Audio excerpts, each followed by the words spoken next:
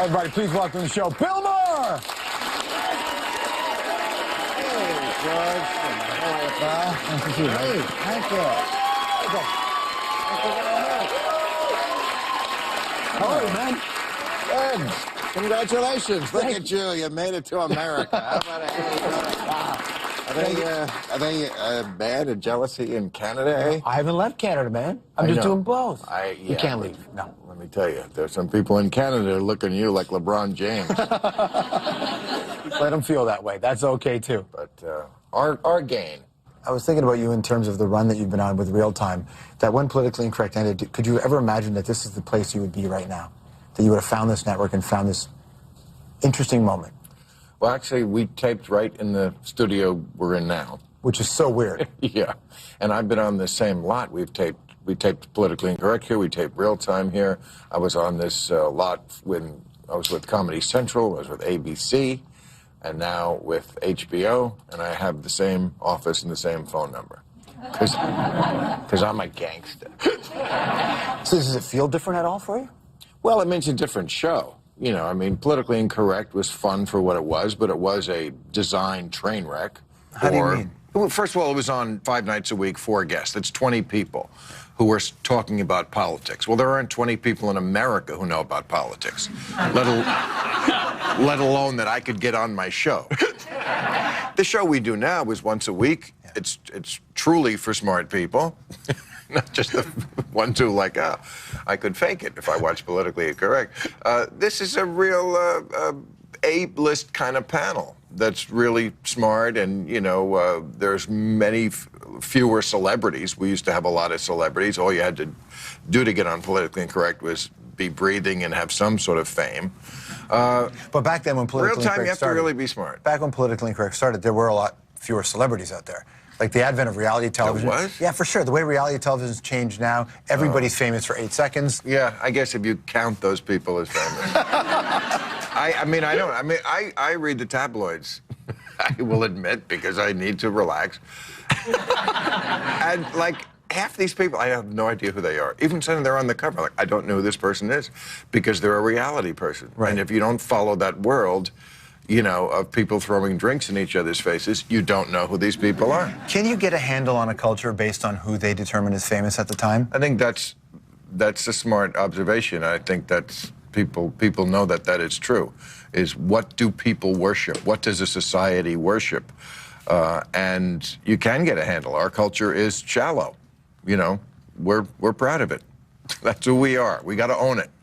But there's a place where you found your way up, Jon Stewart. There's these great, Tavis Smiley still does it in his way. There's this group of people who have been able to find a footing by not having to be shallow. Of course, because it's a big country.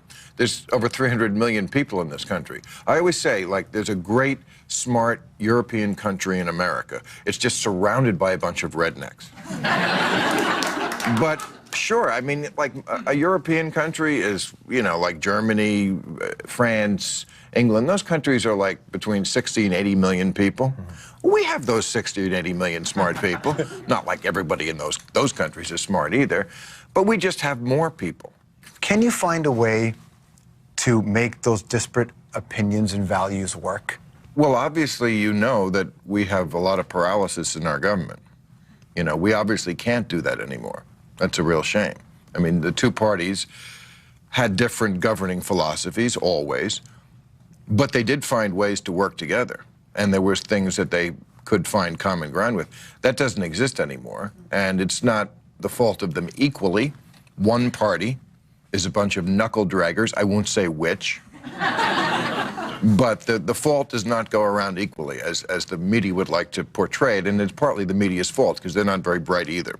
And they promote things like false equivalency, which are wrong. We should put the blame where it is and tell the truth where it lies. There's a moment on Politically Incorrect. I want to play this clip, which is with one of the greats of all time. Wow. They're out in the open now. They're not even trying to conceal it anymore. The owners of the country they got their election. They said, we're going to get this election. We put you people in that court for a reason. All right, now's back the time to earth for you now. Yeah, forget all that stupid. Will you? Well, that's one thing I loved about George Carlin. He was not afraid to do that. Yeah. That's what most people are afraid to do. You know, politicians will always say, if we only had a government as good as the people. Yeah. Well, our big problem is that we do have exactly a government as good as the people. Our democracy is very representative. I mean, we get to choose these people, and these are the people we put into office. So it does come back to the people. They're very easily fooled, and they're horribly misinformed about everything. And the people who watch Fox News live in a bubble I can't even describe to you. The facts never get in. It's like the airlock in an Alien movie, you know, that you can't let the alien in, or else you have to blow up the ship. That's really the situation we have in this country. Is you have a hard time passing legislation that means something if people don't understand what's in it. They still don't understand what's in Obamacare. They still don't know what that is, and we passed that 3 years ago. So there's this intellectual impasse that's going on. Is there a way around it? Well, not a quick fix. I mean, I think it would start with education, but we don't really concentrate on that in this country. We don't have a sense in this country that we're all in it together. It's an every man for himself philosophy that governs this country much more than most other Western democracies. And that's not a good thing for a country, because every modern country is now a quasi-socialist country. That's not a dirty word, but in America, when you say socialist, you know, most people, they don't know what it means. They know it's something super bad, like pedophilia or atheism or something like that. Just something we can't. Meanwhile, they do nothing but take money from the government. They're such hypocrites. They hate socialism, but they live on Social Security, Medicare, Medicaid, farm subsidies, unemployment benefits, all this money, but they hate socialism. Is this a natural place for a country to be at this age? You know, it's not the youngest. You're saying we're a teenager. Yeah. And we're about as bright as one. I'm just saying that it may be as a reactionary as one. Canada's about to enter that space as well. That right. we don't have the same history. That certainly is part of it. I mean, civilizations literally do grow up. Yeah. I mean, Europe is the old civilization, and in some ways, they're jaded, and that's not great. And they're worn out in some ways and effete, and there is energy here that maybe you don't have in the old world. But they also do have that sort of wisdom and that savvy, and they understand that they don't get excited about, oh my God, we're becoming a socialist country. So what? If it works, that's all that matters. Let's just do what works. How much of this guy, the version of you that has strong, not just a strong belief system, but the ability to stand behind what you say and you go out and say it, is it from your father? Father and mother, I would say. Yeah, I mean, they were both political. My father certainly did it for a living, which was different. You know, I mean, he was a newsman in the days of radio news, when there was radio news at the top of the hour on every radio station. And it's something we talked about in the home, which I think was different than most kids. I mean, I think most American families, if they have dinner together at all, if the family's together at all, you know, they're probably watching TV at dinner or talking about reality TV or whatever. I don't think of the stuff that your parents would have talked about, the stuff you would have seen in your life growing up where you did. Yeah, I do remember the riots in Chicago when the Democratic Convention was there in 1968. It was a big moment. 12 years old, yeah. I remember the summer of love, and then the 68 was like the summer of hate. It was just the opposite. It all turned. Right. You know, the people who were on drugs were now sketchy characters who were in the gutter, and they were ODing, and the police were beating people up, and the country was at each other's throats. It was a fun time. Assassinations. Right. That certainly would leave a mark in a way, or at least put a filter to which you might see government or institutions. Doctor, I know our time is up. But I hope we can get into this next week, because I think we're getting to a breakthrough. That's what I'm going for.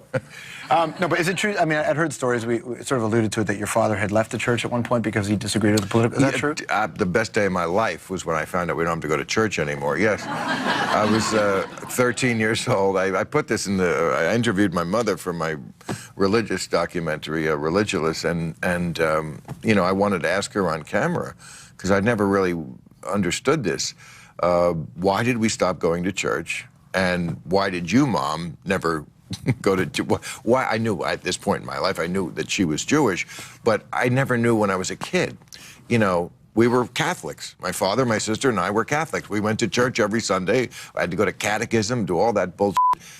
My mother stayed home, and I never asked why. You know, it was like, what, she had to babysit the dog? I was just so petrified about church that I wasn't thinking about anything else. And I said, you know, why didn't you tell me when I was younger? And she was like, well, I didn't think it was my place. You know, the mindset back then was so different. And I was like, but you weren't Catholic. Why were you? I remember her like helping me with the catechism. And she said, well, you know, the way we thought back then was it's better to have some religious training than none. Right. You know, it doesn't matter what the religion it is, as long as you believe in nonsense of some kind. That's what's important. It even worked into some of your act. Let's memory lane this now. Oh, gosh. Yeah. I was raised Catholic formally, although I must say the Jewish mind comes out, even in the Catholic system. Giving example, we used to go into confession, and I would bring a lawyer in with me. That's my first time on TV. Yeah. That's Johnny Carson, 1982. What was going through your mind just before? That my pants were too tight. Were you nervous at all in that moment? Of course, we're all nervous because we know that that's like the baccalaureate. If you don't pass that test, you do not go on. Right. You know? And if you do well, you might have a career in show business, and you are legitimized. If you don't do well, there's really nothing for you because every other show you would do would be to build up to that show, to The Tonight Show. So there was a lot riding on it. But it is a piece of cake gig. I mean, compared to, you've been working in clubs, you know, where the audience could be very difficult and drunk and whatever, heckling. And now you're on with Johnny Carson, who set you up. You know, we found a fabulous young comedian, and you're gonna love him, and it's a very hard commodity, and you know all that bull he would say every time. It's hard commodity to find. There was a new one every week. You couldn't swing a dead cat without hitting a comic in those days. But if you did well, you know, you got to keep going. I mean, the mistake people made in that era was thinking that it made you a star. Those days were over. I did 30 Tonight shows, and I still was not very well known until I got my own show. But it could get you your own show, The Tonight Show. Stick around, Bill Maher right after this. We're back here with Bill Maher on the program. Because you've been on the record for so long, people always remember what you said. Do you think people will let you have opinion changes and let you evolve? I'm certainly free to evolve, yes. I'm not a politician. When you're a politician, you can't evolve. You have to have the exact same opinion at 60 you had at 18, or else you're a flip-flopper. And that's exactly... Which is crazy. That's the problem with the system. But that's what being a human being is all about. I learned something, and yes, now I've switched my opinion because I know I have more information. What's the biggest shift you've had? That's a good question. I'll give you one, like hunting. I'm a big animal rights advocate, but you know, when I talk to a real hunter, they're like, well, do you eat meat? I say not very often, but you know, sometimes I do. I mean, I'm not against killing animals. If it's humanely, they kill each other. You know, we are at the top of the food chain, I get that.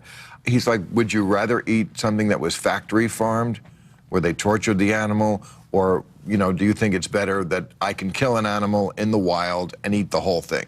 And I would have to concede that that is a preferable method of eating an animal than keeping it in a pen in its own feces its whole life. You're aligned with PETA. Would you consider that? I mean, you've done some work on behalf of PETA supporter, right? Very much I'm aligned. And PETA is one of those groups that, an example of when you're a loud group and when you have a strong position. They are. I mean, they're on the edge, and I'm glad they're there. I don't always agree with everything they say or do, but I'm glad that, first of all, animal rights wasn't even on the agenda before they existed. So they kind of had to elbow their way into the room because, you know, there is no constituency except the constituency of the heart for animals. You know, there's no money in it. You know, they can't vote. Right. You know, I mean, I kind of relate it. I understand people who feel that way about children and feel that way about abortion. I mean, I'm pro-choice, but I always say you do not have to be religious to be against abortion. Like, if you say, okay, I'm against gay marriage and I think gays are wicked, that's coming from the Bible. That's nonsense.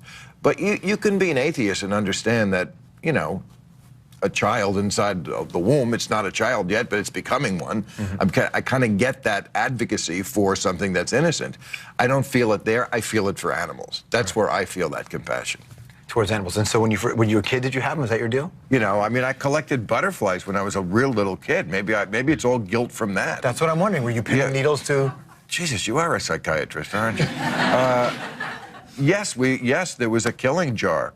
It's true. I was like the Adolf Eichmann of my block. I mean, I would catch them with the damn net, I mean, I was like 4 or 5 years old. Right. I mean, you know, I didn't know what I was doing really, except catching something. You were following orders, and then Maher. I was following orders. I was just following orders. And then you'd pinch the thorax, which was, you know, I guess that would stun them or kill them or whatever. And then you'd put them in this jar of whatever it was, formaldehyde, or it's good to have a 5-year-old with a jar full of deadly gas, by the way, you know. But, and then my father would mount them on, you know, we hung them on the wall. But maybe I do feel guilty because, you know, we don't see that many butterflies anymore because it wasn't me. I personally didn't kill them all. Look at these people blaming me. Scientists call it the Maher effect. They do. You know? Very good. Yeah, bees are dying out. I mean, it's, you know, we are completely destroying the planet. I mean, is it inevitable? Are we just doing what we're designed it's to not do? inevitable, but we would have to reverse it starting like yesterday, and we're not even close to doing that. Right. So, you know, have I lost all hope? No. But, you know, I always say it's the younger people who have to be passionate about this more than I am. I'm 57. I've had my fun with the world. When you're 25, you're the one who's going to be on the cleanup committee. You're the one who's going to be wearing a hazmat suit to go down and get the mail. Get the mail. Look at me. Right. Look at me getting the mail. It'll just be sent to you. Getting my mail. I'm still getting mail.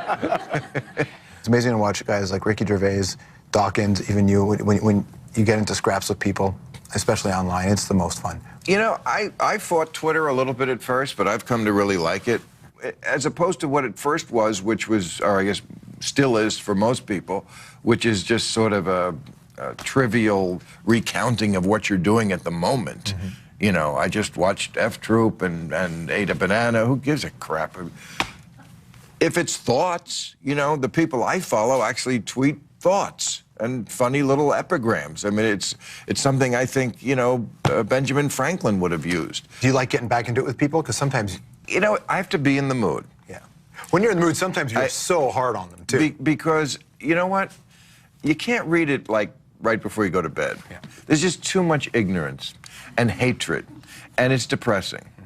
It's depressing that people aren't fair. They just want to, you know, attack you. I mean, trust me, I could say good morning on Twitter, and there would be 10 immediately within a minute saying, where do you get off saying good morning, Bill Maher? Ronald Reagan invented morning, and you don't, not fit to shine his shoes. And, you know, I mean, they're just looking to be contrary. And, I mean, it can really depress me to read the Twitter feed. Yeah. But I have to remind myself, I don't think that is America, necessarily. But it is a side of it. What a pleasure, man. Thanks for coming in. Okay. Thank you. Bill Maher, everybody. We'll be right back. All right, so much more to come tonight.